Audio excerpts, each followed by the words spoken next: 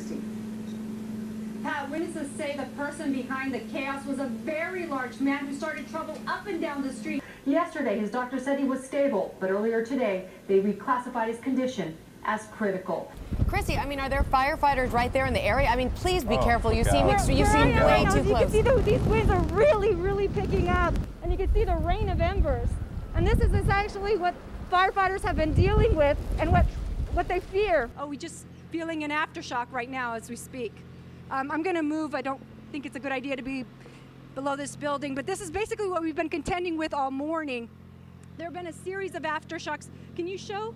I don't know if you can make it out, but actually that pillar was moving. You can see the glass moving over there. Gino, can you show that? That, fortunately, was not a strong aftershock. Well, it's still going. Cristy? Yeah, Rick, the prom wrapped up about a half hour ago. In fact, we just saw the last limo pull out of here. Under all of the rubble, there are pockets like this one. I'm actually buried under about 5 feet of debris. This is a simulation of what happens to buildings during natural disasters or explosions, filled with nooks and crannies, places where people could be alive. It's just a question of getting to them. Well, my family built this in '57. For more than a century, We have the original deed signed by President McKinley. generations of distant cousins Rick Cuevas We've had somebody here since 1895. and Michael Madariaga's families have walked the same dirt roads on the Pechanga Reservation in Temecula. Miles away at the Paula Reservation in North San Diego County, This is where I went to school. Gina Howard and her family have similar roots. And my mother, Teresa Denver, were both born in that house. And although the two families have never met, they share a common story. Members of both clans find themselves without a tribe. Your whole community turns away from you. And they look at you like you're a pariah. Nobody has more of a right or is more Pechanga than us. It's called disenrollment. In both cases, their tribal councils have questioned their bloodlines, but the families believe this isn't about ancestry. It's about settling old scores and about money. It's about greed. I think it's about control. It's about money and political power. Ever since the tribes got casinos, members have been entitled to a share of the windfall. Indian gaming is estimated to be a multi-billion-dollar industry in California. In July, when Howard and 7 of her relatives were disenrolled, she says her cut of the Paula profits equaled approximately $9,000 a month. At Pechanga, W-2 forms show in 2005, members received $269,000, or more than $22,000 a month.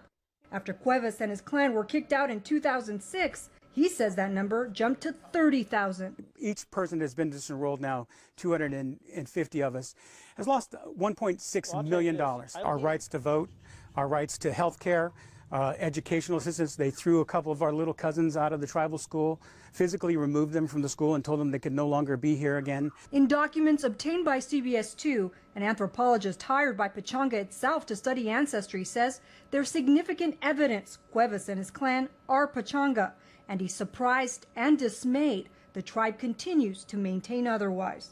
Pechanga refused a repeated request for an on-camera interview, but in a statement, the tribe's chairman, Mark Macaro, says it's a question of ancestry and adds, though deeply painful for our tribe and the people affected, this correction was necessary to protect the integrity of the tribal government, our culture, and our history. As for Paula, it has nothing to do with money. Its chairman, Robert Smith, did sit down with us. He says the issue boils down to lineage, not money. They can say what they want, but that's not true. Right is right and wrong is wrong, and they don't meet requirements to be enrolled here. Smith insists he has documents, records he wouldn't show us, proving this woman, Howard's great-great-grandmother, was only half Native American. That would mean Howard and her cousins don't meet the blood requirement to enroll as members of the Paula tribe. Why not show those documents? Again, we're a sovereign Indian tribe. We shouldn't have to show it. But the Bureau of Indian Affairs disagrees. In this letter obtained by CBS2, the BIA recommends Howard and 7 relatives be put back on the membership rolls and says they meet the required degree of Indian blood. We got a document from them that says that she's half, so they talk out of both sides of their mouth, the BIA. At the end of the day, under the tribe's constitution, it's a tribal council that determines membership. A few months ago, Paula disenrolled another 150 or so of Howard's extended family. They accounted for about 15% of the tribe's membership. It's pretty clear that there are tribal members who should be in the tribe who are being disenrolled. Matthew Fletcher is an indigenous law professor at Michigan State University. He's been studying mass disenrollments and says he's noticed a pattern. We're mostly seeing mass disenrollments in California and some of the other tribes around the country that have very successful gaming enterprises. For now, the disenrolled have no legal recourse. Because Indian reservations are sovereign, state and federal judges have ruled the courts have no jurisdiction, and the BIA has said it has no authority over membership decisions. It's going to take an act of Congress. John Gomez Jr., president of the American Indian Rights and Resources Organization, is himself a disenrollee. He says Congress must amend the Indian Civil Rights Act to allow courts to hear the cases. There's no available recourse, and those tribal officials understand that. Their attorneys understand that, so they can manipulate the process. Everyone agrees that won't be easy. Casinos pour money into campaign coffers, and other tribes may not want the federal government meddling in tribal affairs. In the meantime, Cuevas, Madariaga, Howard, and others are left with memories, old photos. Now we can't be buried here next to our relatives. And nowhere to turn. They just threw us away like yesterday's trash. They have the Rolexes, but we have the time. Cristy Fajardo, CBS 2 News. It's incredible. It's out of the ordinary. It's nothing we've ever seen here before. Dinner plans put on hold. Kids run and bring their mothers.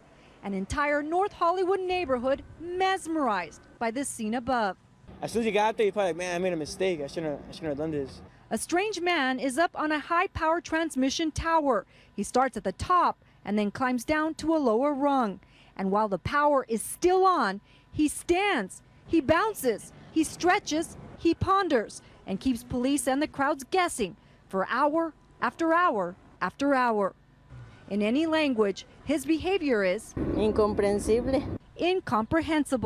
The fire department sets up an inflatable rescue cushion, similar to what stunt actors use. It'll absorb the impact of his fall.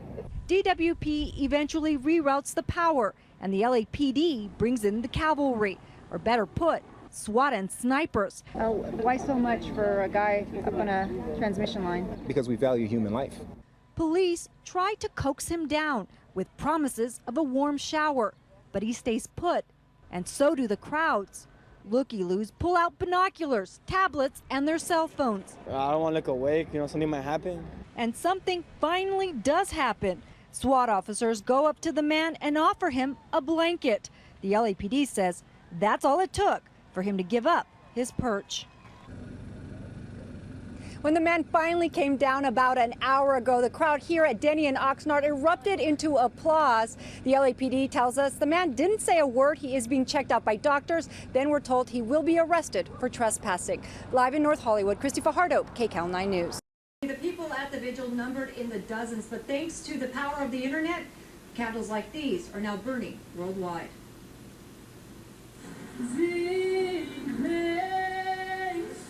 The crowd is small, but their message is international. These candles burning in Mar Vista tonight are echoed in Sacramento, France, India, Canada. Even the UK is lighting candles for the souls lost in Newtown. I felt like I had to do something to show that we cared about them and that we wouldn't forget about them. And when I heard that it happened, my first instinct was I actually went to my grandchildren's school and I picked them up from school. Not out of fear, but I just wanted to hug them tight. You never know. Sorry. From that grief, 3 friends from the West Side came up with Candles Across America. The idea was simple: get people to light wicks from Los Angeles all the way to Newtown on the same day, at the same hour. That's why they turned to Facebook, but even they were stunned by the response. That started out as a Facebook event, and then it kind of snowballed from there, took on a mind of its own. On the event page for Candles Across America, thousands of visitors. Pictures of candles burning in the snow, in homes, and on different continents. And I want to compile like a slideshow collage and somehow get it over to maybe Newtown's local paper, the Newtown Bee. Just, some way of showing that everybody took part together. The friends hope flickering candles around the world will show Newtown it doesn't grieve alone. using the vastness of the internet to capture the breadth of the sorrow. The organizers tell us they weren't just moved by the number of responses, but also by who responded. They say a terminally ill friend mustered up the energy to post a video of a candle burning in his home. Live in Mar Vista, Cristy Fajardo, KCAL 9 News.